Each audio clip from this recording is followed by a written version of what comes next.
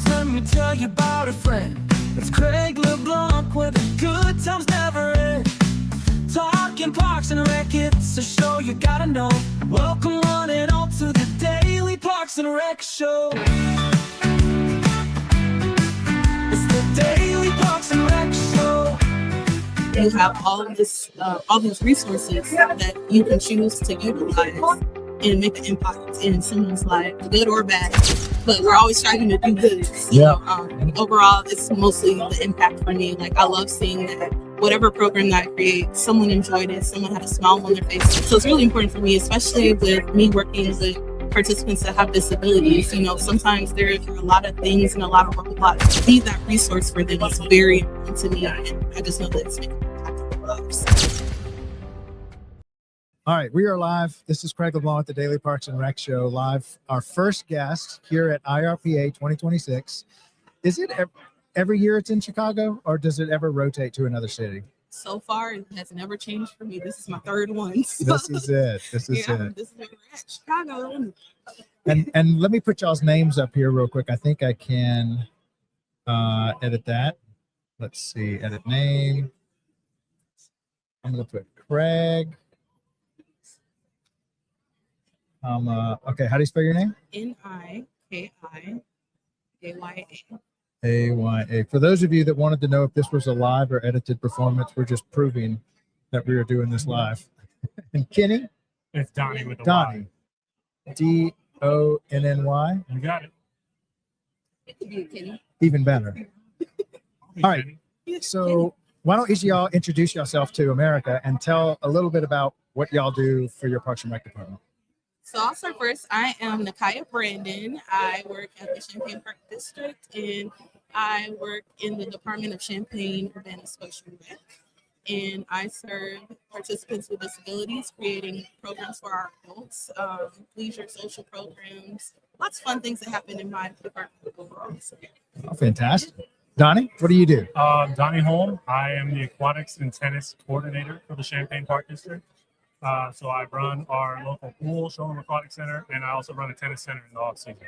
Tennis. Now, did you play tennis or swim, or did they just kind of throw these things at you? Yeah, you know, I actually did swim a lot when I was younger. And funny enough, I actually applied for a human resources role when I first started with the Park District. And they basically just looked at my resume and were like, well, hey, you've worked at a pool, tennis center here and there. You're qualified. Yeah, that's good. That's more than most Parks and Rec professionals get. Usually it's like, oh, you've never done senior care? Here you go. Here's a senior center. Now, what was y'all's background in Parks and Rec? Did y'all grow up as children in Parks and Rec, or did you discover that later in life? So for me, I actually grew into my position. I started working for Parks and Rec when I was 15 years old. My first interview to get a job, I had the flu. Nice. And I didn't even know what my position was all about until I got hired on. And ever since then, it's grown into a passion that I loved, and I literally never left. So, Wow. Yeah.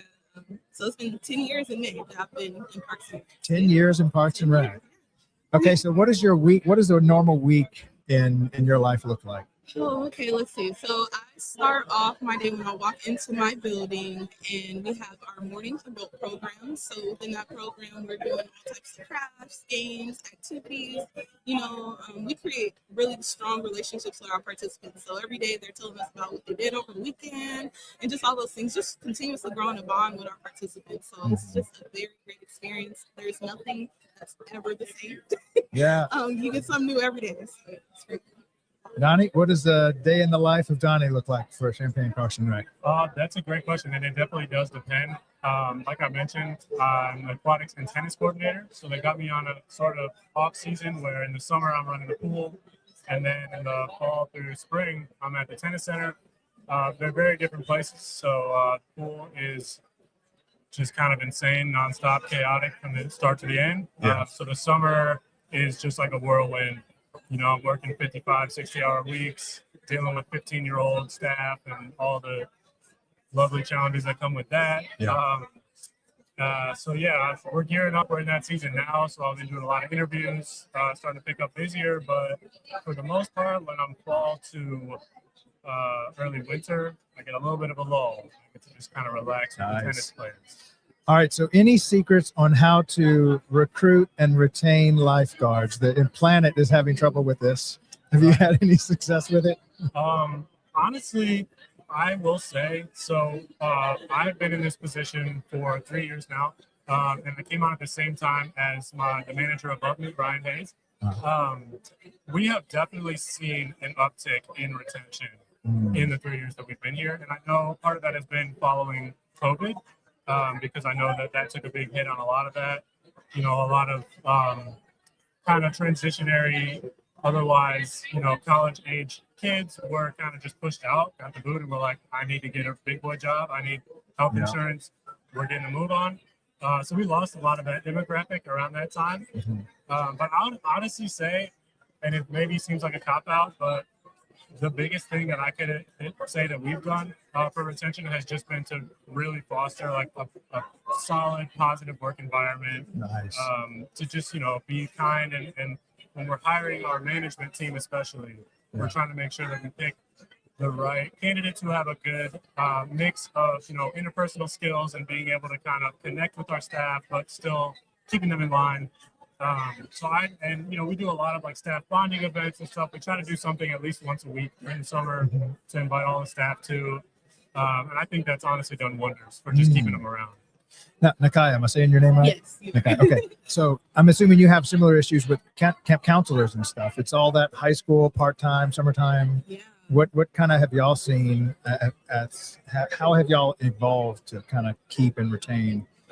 Honestly, I have to give a lot of kudos to our participants because, like I said, we create like very strong relationships with our participants, and like you grow and like invest in their lives in some capacity. So doing that, you want to see like how they're growing, how they're meeting each goal within each program that they're doing, as well as just having like that open door policy, like being a good supervisor.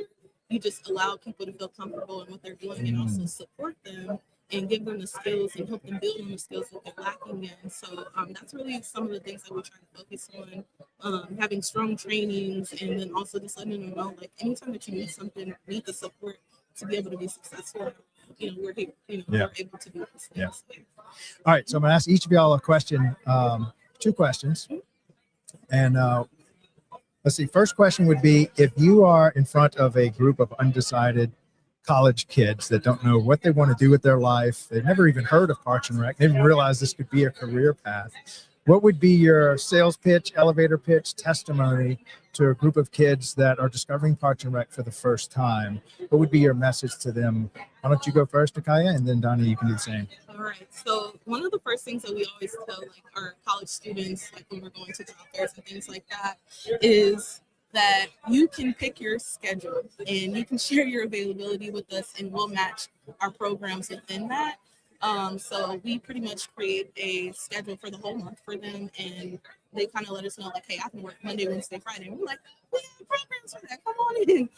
And then also, like, it's really the flexibility that a lot of our staff utilize our programs for to work in.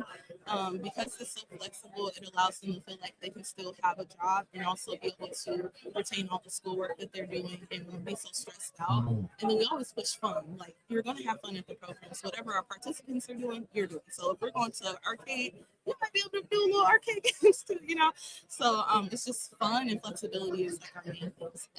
So. That's it. All right, Donny, you got a group of kids that don't know what they're going to do with the rest of their life. What is your testimony for the Parks and Rec industry? I would definitely lean heavy into just sort of the community aspects. I would say that's definitely what drew me into Parks and Rec overall. It's just, wanting to make a difference in my local community, whether that be just to, provide something for the people, or just kind of make a more of a lasting impact as myself, I just think it's really cool to see, the lasting impact that so many of these park professionals can have.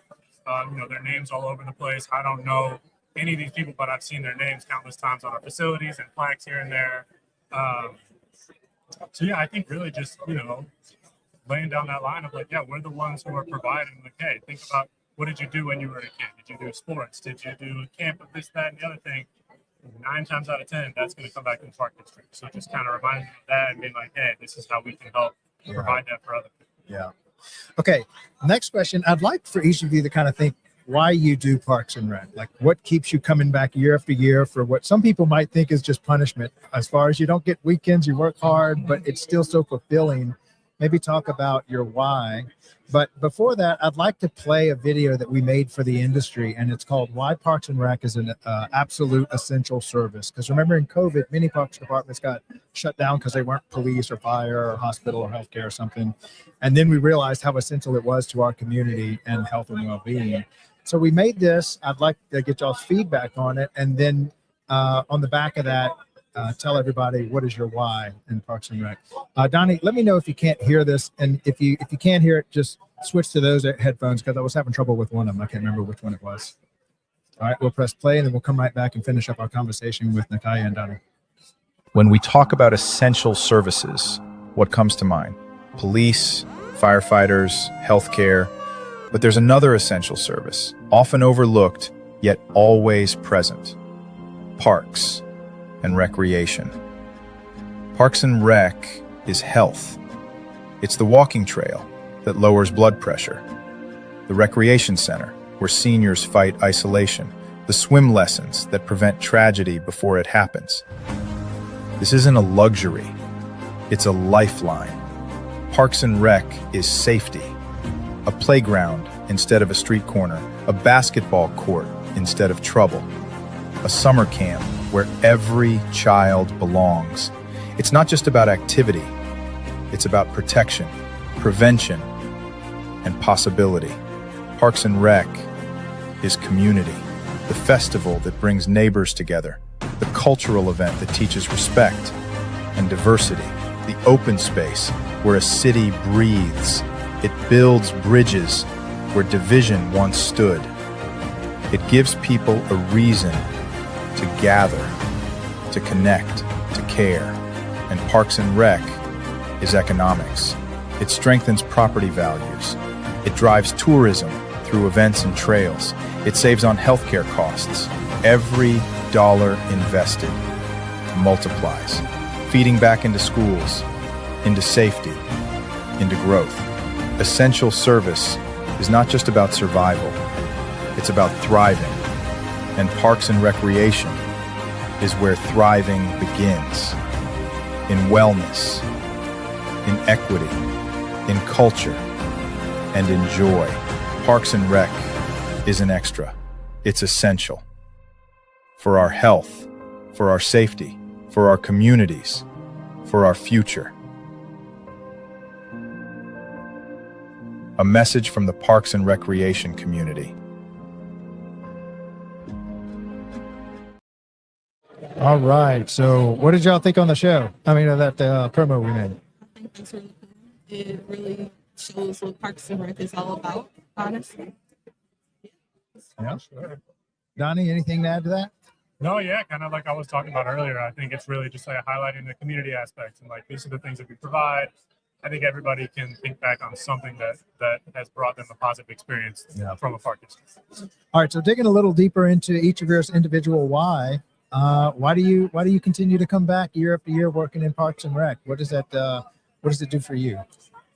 For me, I do think that it is not busy work for me. Mm-hmm. I think that everything that I do is very meaningful. Every day there's a purpose on why I'm doing it. And it's just the impact overall that I know that I'm creating, because you have so much space to have creativity and drive within whatever you decide to do, especially being in a leadership role. You have all these resources that you can choose to utilize and make an impact in someone's life, good or bad.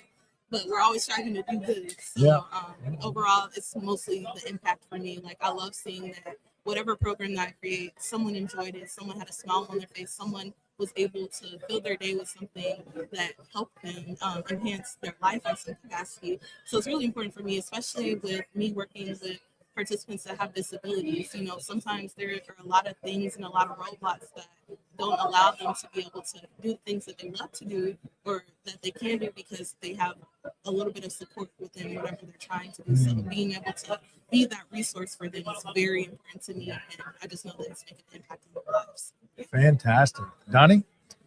Yeah, I would say, honestly, the majority of the satisfaction that I find in my career here has to do with my staff.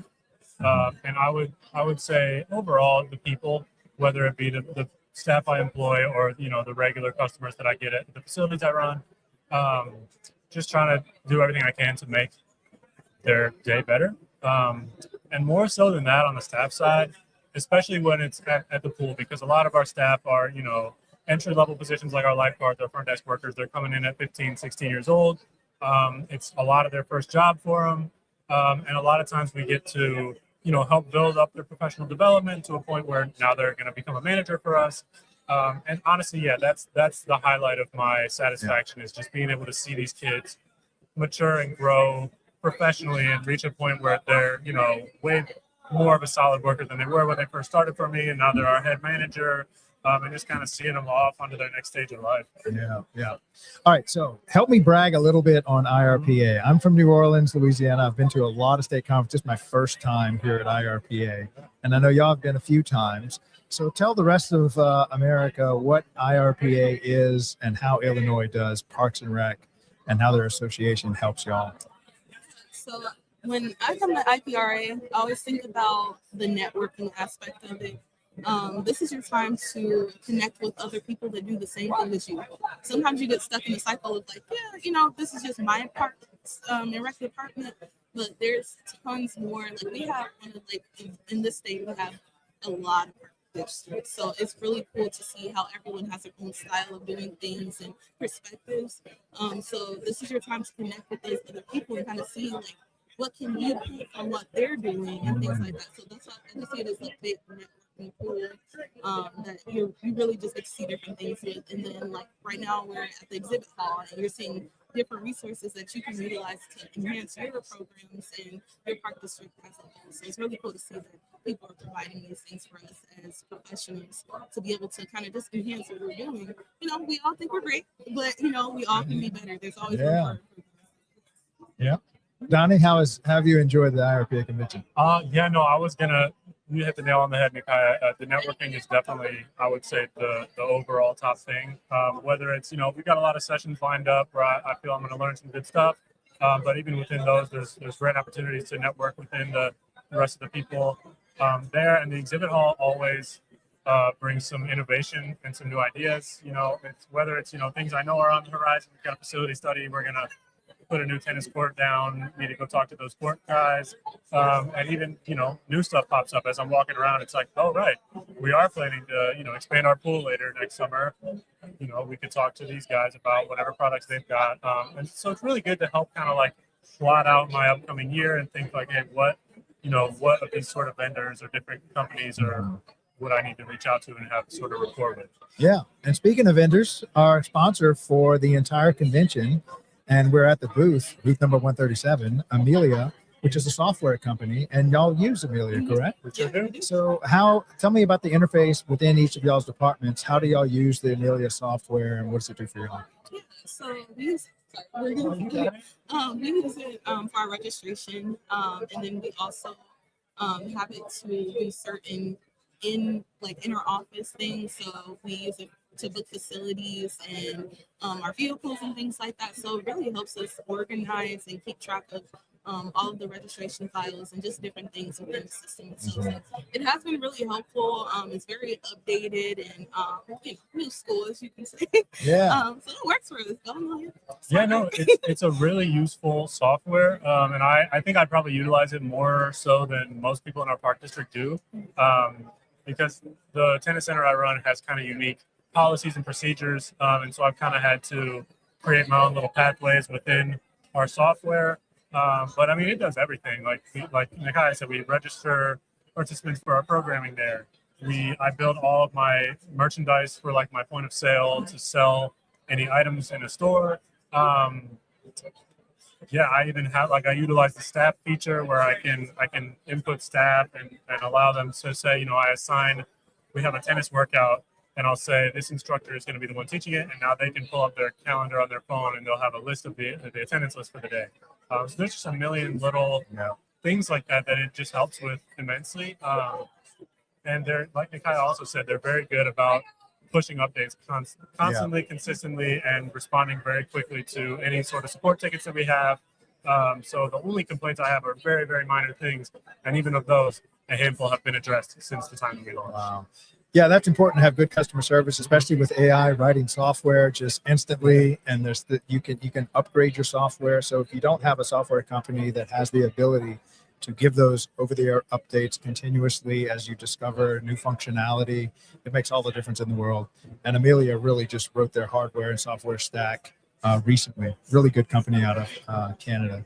And so I'm really happy that they chose to sponsor the Daily Parks and Rec show. And then we've got 2 customers as our first guest. So, well, thank y'all so much for coming on the show today. Really appreciate y'all's service to y'all's local community. Any closing remarks before we head off? Go Champaign Park District. Yes. Well, y'all have a great rest of y'all's convention. Good having y'all on the show. Take care. Welcome to DPRS Media Co., the first media company built for the people behind the Parks and Rec community. We don't just cover on Parks and Rec, we elevate it, we amplify it, we honor it. At the heart of everything we do is one mission: to serve the public servants, the professionals who design, maintain, and lead the parks that shape our communities. Under the Daily Parks and Rec show, we produce 6 powerful platforms. Leadership in Parks and Rec, a spotlight on directors, superintendents, and visionaries shaping the future of public spaces.